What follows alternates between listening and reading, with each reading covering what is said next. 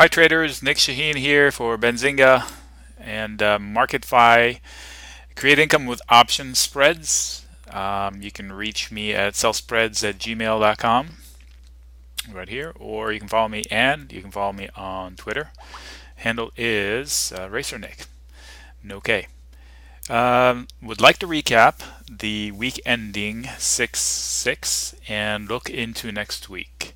This was the week ending 6/6 was a pretty important week full of events, major events, global events. And it seems like the last couple of days, the markets love them. We had the ECB event where Draghi announced whatever they called it, bazookas, and also the jobs this morning was just in line with expectations.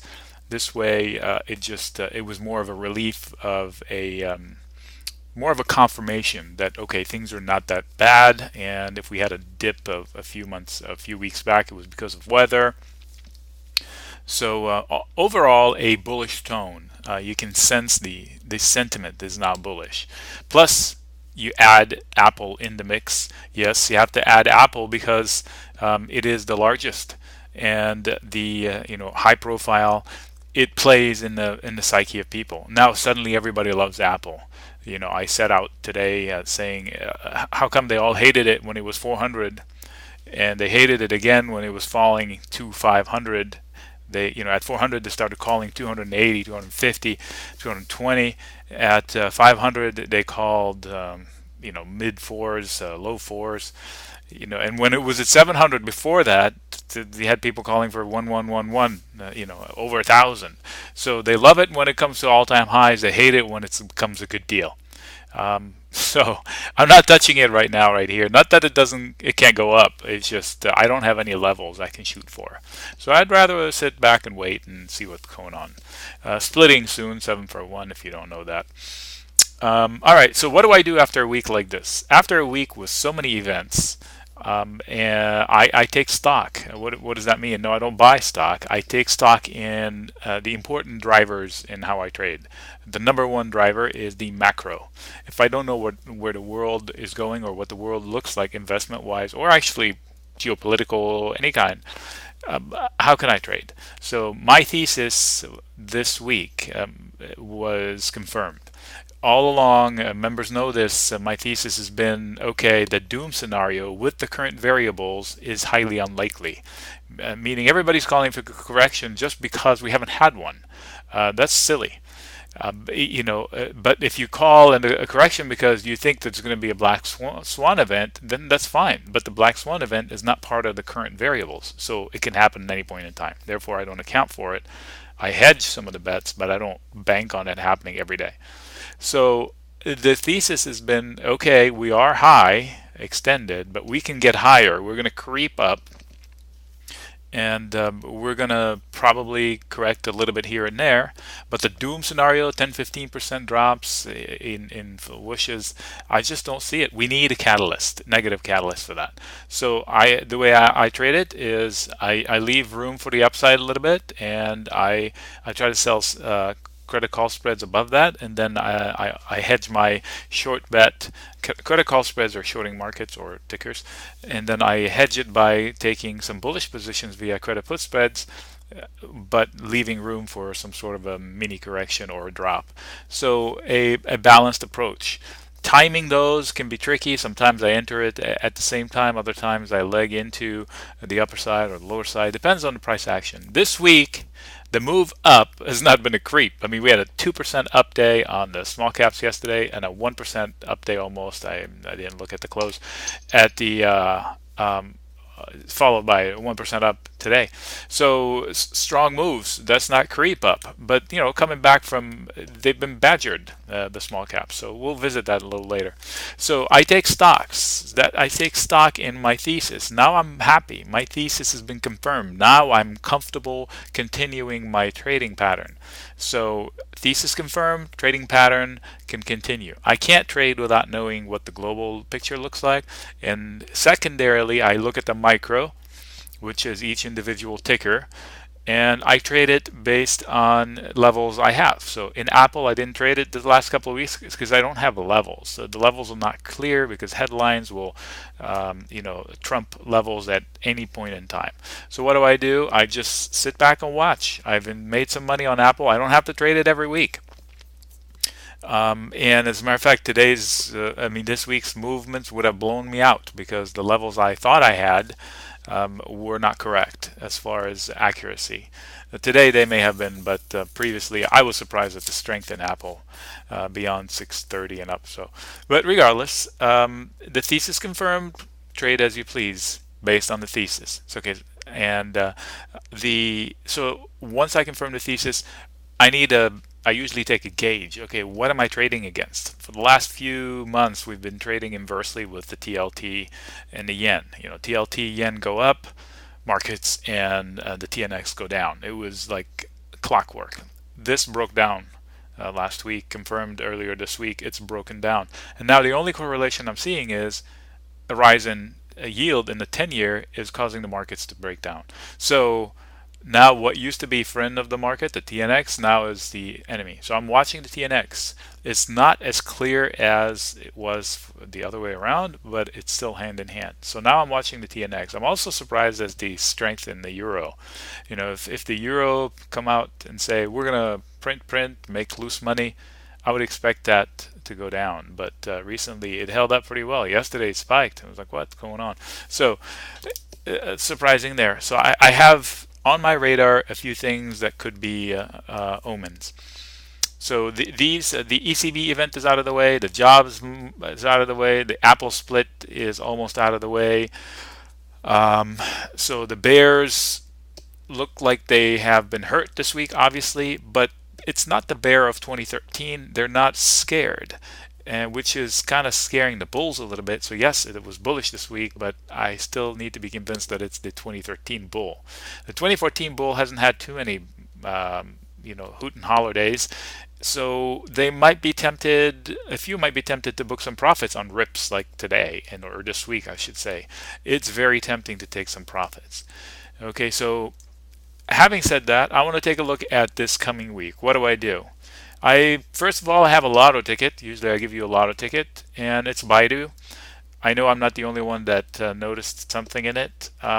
Based on the options, I can tell that somebody is betting big on some big move in Baidu, which sounds ridiculous to me after big moves, but who am I to argue with that? I took cheap calls in Baidu for June. That's my lotto ticket for this week. I have a couple other ones, but this one stands out. Yesterday I wanted to take some Panera Lottos. Unfortunately, somebody else must have seen what I've seen, and it's spiked up today. It still might not be too late. We can visit that actually since we're talking about it. So Panera. I think I have it here. Okay, there we go. Yeah, yesterday I made a note, and I didn't publish it because I didn't think it was urgent, saying that, okay, we might be seeing a breakup in Panera because it was at an important level and it's been hammered down, and it's more chances of upside than downside. So I thought it would be good, but I missed it, so I can't claim I took it. But it's still on my radar. Conversely, WLP. I think yesterday I made a note that puts might work, and again I didn't act on it, but it's on my short. It was kind of like getting tight, and from a range perspective, because the dirty, just not scientific. I don't like it's squeezing and it's cusping. Just instinct tells me. Also on the negative side, I believe RL, Ralph Lauren. And in that guy, I saw two. It's squeezing. Look how tight this is getting. And this is an important level here. It held, except for that massive candle, at this level area, and now it's higher lows, but still butting up. Usually, will the bears get tired of defending that line, or will they again badger the longs? So I don't have any positions in it, but it might have a big move coming. I haven't decided if I want to guess up or down. It is a guess. That's why I call them lotto tickets. That was same thought. I think if I'm speaking from memory, Zillow. I don't trade it often, but it's looking the same way. It's getting tighter and tighter at super elevated levels, and I'm not sure that it is worth being up here. So on this guy, I would definitely bet lower. That would be betting, just guessing based on a move that's coming. I can see a move coming. I just want to guess which direction. And on this one, I would guess lower. We talked about these two. Las Vegas, I thought there was a head and shoulders yesterday forming, or not forming. There was a head and shoulders pattern, and I thought that falling peaks of sorts, lower highs might be worth a short, and today was red on a big day. So two red candles on two green market candles is not good news for Las Vegas. So I may be 1 day or 2 days late, but there might be some room to the downside there if the head and shoulder comes to fruition. Now, CMG is another one I noticed, and I thought to myself yesterday, right when it was butting up against this level, I thought plus or minus 50 points. So, meaning that I see a big move coming in it. I don't know if it's up or down. So, if you're a gambler and you think it's worth being up here, then you take the upside. If especially if you believe the markets are going to rip. If not, maybe take some puts in it. I have not taken a position yet. I'm still watching it. So those are the big guys. And then Caterpillar. Last week I guessed right, but I was only right for about a day. Luckily, I booked some profits in that, but it wasn't major. But look at that. I mean, this is screaming to me. What are you doing up here? So these are too thin previous visits to this area. Is this time going to be different? I don't know. I'm inclined to say no. Now, which brings me to bring up the point of what's going to go on Monday. We don't have any major events locally here in the U.S., but overseas we do have, I believe, China on Saturday and Japan on Sunday. They should have, I think, import-export on China, and on Japan with some lending numbers and maybe GDP, I believe, and some consumer confidence there. Those are important in Japan because they've had recent major changes. So I'd be interested in seeing what's going on there. So if China comes in weak, maybe it's not construction numbers, but maybe that could translate in some weakness in cat. I mean, look at these candles. I don't remember seeing candles like that before. And every spike in, not every, often enough spikes in Caterpillar result in downs. If I'm looking at, this is a 1 year chart. Here's a spike, here's a spike, here's a spike, here's a spike. This spike obviously was down just for a short period of time and then ripped up. This is a spike that held and doubled up and then consolidated. This is a spike that held and spiked to no end. I don't get it. I don't get it. So, but anyway, Jim Cramer loves it. You might as well love it too. So those are the particular names. As far as the markets in general, Monday, what's going to happen? I'm not sure. We should come up with some. I thought that even though it was a positive day, the fact that we kind of like drifted down, drifted sideways on the S&P, and it wasn't a clear win. Like yesterday was no doubt clobber the Bears day. Today wasn't as bad. So maybe on Monday we can come in with some upward bias, and we'll see how the day trades. The 2014 bull, is he going to be or she going to be tempted to take some profits? I'm not sure. I'm tempted to say yes. So what do? I'm not shorting anything flat out. I am long a few things, and what I do is I short cautiously. How does that work out? I short giving myself some buffer to be wrong. So if I want to short the small caps, I don't short them right here. I short them out and up. Give myself, a buffer zone to where if I'm wrong, I can withstand the heat for a couple of days. and but it's all hedged. I'm not taking any one-directional bets anymore, especially in these headline markets, because if something happens and it moves against me, I want to be able to close out the whole trade or close out a couple of trades and come out even or not as badly hurt. So that's the idea behind how I trade an upward moving market where everybody's expecting a sell-off. So give myself room on the upside and hedge the bets. So the markets this week were obviously strong. But the overall picture, let's look at the small cap since we mentioned it. Everybody said head and shoulders, headed down to low, low, low. It hit some technical targets. It broke out here and got to previously topish areas before they broke out and peaked. Every time I'm looking at a chart, any outliers, like any peaks, any triangles that stick out over several peaks, I call them the overshoots. So if this was an overshoot, it may try to repeat it here. I'm not sure it can in this environment. This bear might be a little too strong. This is a solid area of trade. So I may be tempted to play this area for the next couple of weeks. If not, cautiously, I can hedge my bets.